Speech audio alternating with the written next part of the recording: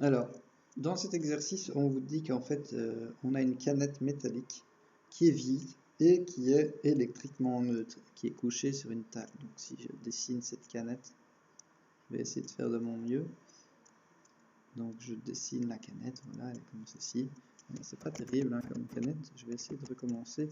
Peut-être utiliser les super outils ici, voilà, comme ceci. Voilà, comme ceci, voilà. Donc, j'ai une super canette. Où reste la canette? Voilà. J'ai presque fini. Voilà. Donc, voici ma canette. Et on vous dit qu'elle est électriquement neutre. Donc, si elle est électriquement neutre, je vais la copier. Je vais la mettre sur le côté pour la deuxième partie. Donc, cette super canette est électriquement neutre, donc ça veut dire qu'il y a autant de charges positives que de charges négatives, plus, moins, plus, moins, plus, moins, plus, moins. Donc là, j'ai dessiné 4 charges positives, je vais en faire une, et voilà. Et donc ça, la canette, elle est électriquement neutre, elle ne bouge pas. Donc, les plus représentent les protons, les moins les électrons.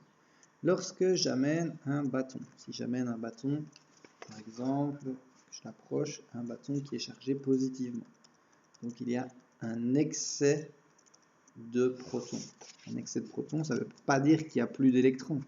Il y a un excès de protons qui fait qu'on symbolise qu'il y a plus que de moins. Donc je vais laisser quelques moins. Vous voyez là, il y a 6 plus et 2 moins, donc il y a bien un excès de protons.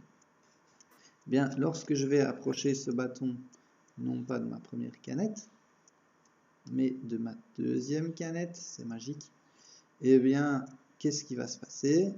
Bien, le plus va attirer le moins, hein, donc le plus attire le moins, et donc ici, je vais avoir le moins, combien j'en avais avant? 2, 3, 4, 5, 6, qui vont se mettre là, en 5, voilà, les moins qui vont se mettre là, et les plus, ben, eux, on va les symboliser qui sont repoussés. Et en réalité, comme je vous l'ai dit, ce n'est pas les plus qui se sont déplacés par là, mais en fait, ce sont les moins qui étaient du côté gauche de la canette qui sont passés du côté droit de la canette. Et donc, ben, on symbolise ceci, on fait un modèle en disant, ben voilà, il y a a priori les électrons moins qui sont ici et les électrons plus les protons qui sont par là. Et donc il y a une force électrostatique qui va s'exercer, une force d'attraction qui va être comme ceci, hein, force d'attraction, attraction, comme ceci. Donc cette même force d'attraction eh bien, est ici aussi, hein, des deux côtés. Donc ça c'est la force de la canette sur le bâton, et ça c'est la force exercée par le bâton sur la canette. De la même manière ici, ben, les protons se repoussent ici, les protons. Donc là il y a aussi une force, cette fois-ci non plus d'attraction mais de répulsion. Donc je vais appeler F répulsion, qui est également ici en fait, F répulsion. Et pourquoi la canette se fait attirer vers le bâton? Parce que on voit que la force ici d'attraction est plus importante que la force de répulsion. Et pourquoi est-ce qu'elle est plus importante? Eh bien parce qu'elle est plus proche de la source. Et donc, comme cette force F, elle dépend de quoi?